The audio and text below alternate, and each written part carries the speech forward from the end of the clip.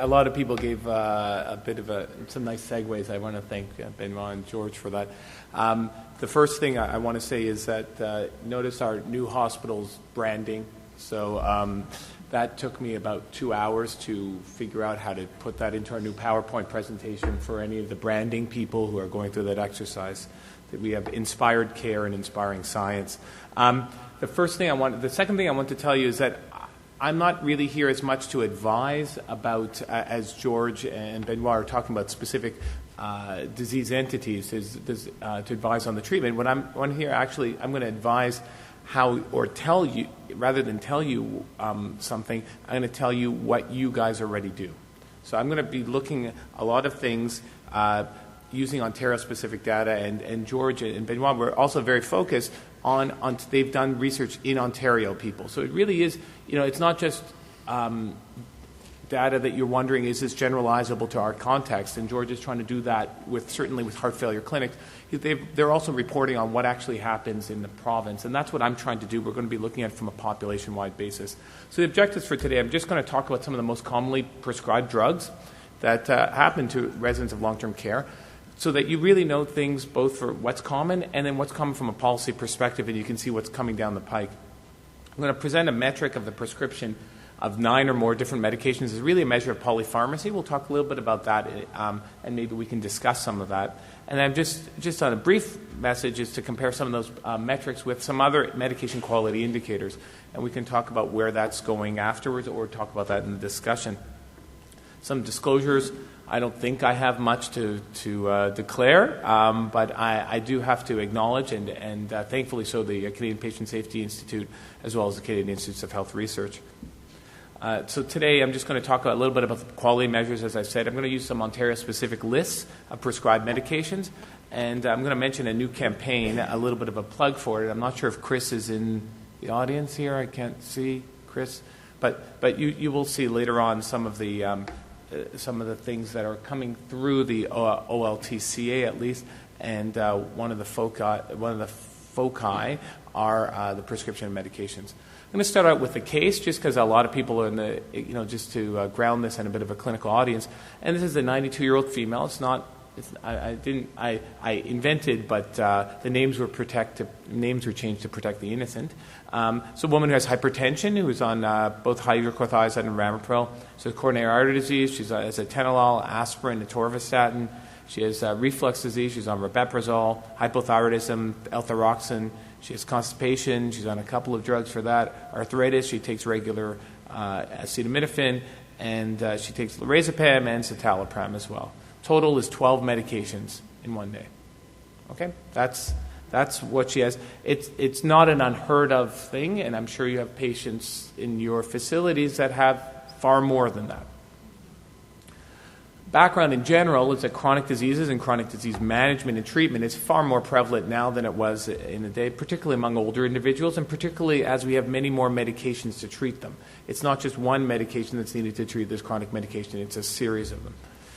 Many conditions require treatment with those medications, and the prescription of the medications, as Benoit alluded to, can also be associated with many side effects or adverse effects, specifically from each medication. As the medications increase, the prevalence of the adverse effects also increases. I just want to talk just specifically a little bit about quality reporting, and many of you, I'm not sure if they're fearful of it or we know this is coming down the pike. The Ontario Health Quality Council has started public reporting will start at the individual facility level of the types of medication that are prescribed to the residents. I've been fortunate enough to have some impact on that, but don't shoot the messenger. What the idea that you have to take into account is that medications are only a component of this quality reporting, but that many things will be looked at. For example, antipsychotic prescriptions in the home from a prevalence or from an incidence basis, benzodiazepines, and that this is only one of many measures, but that public reporting is beginning in Ontario and has happened and is happening in other parts of Canada. The idea that we're trying to not necessarily penalize, but we're trying to make, with any quality improvement initiative, the first thing you have to do is get good data. The other thing is to feedback so that you can improve your process. just a snapshot, something you may already know, may not, about the long-term care facilities in Ontario. There's probably more than 600. It depends upon what you call a site and what you don't call a site, but it's about 600, maybe 650. So at any one time, there's over 70,000 residents.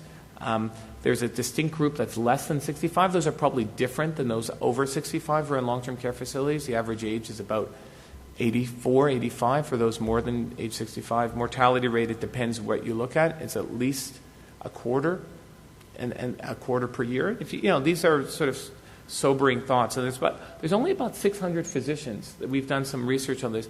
I know that you have the Long-Term Care Association of Physicians, but if we look at billing data, those that really focus on it, there's only about 600 physicians.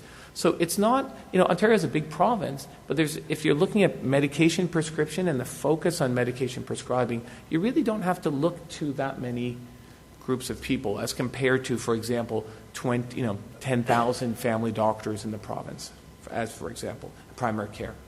The database, I'm just giving you some groundwork. The databases that we use for a lot of this data are available at the Institute for Clinical Evaluative Sciences, where I'm an adjunct scientist.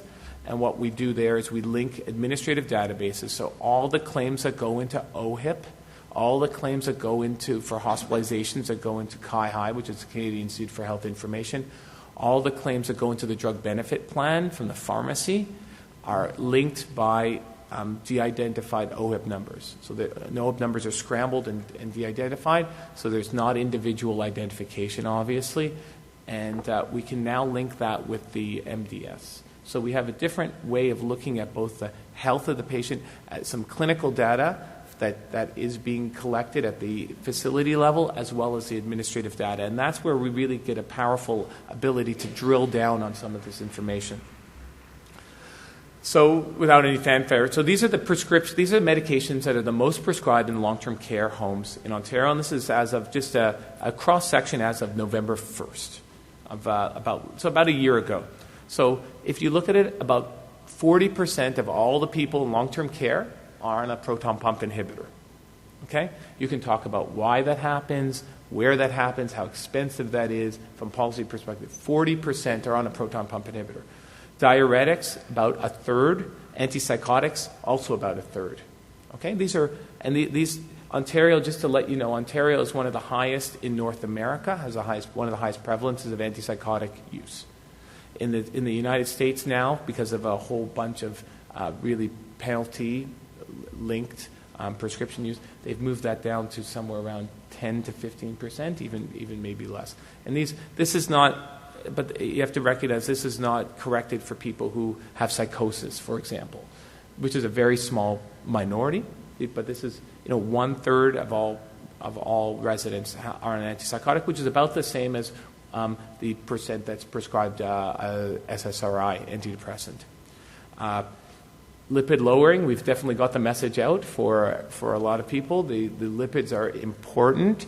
I'm not necessarily sure how important it is in some of the population.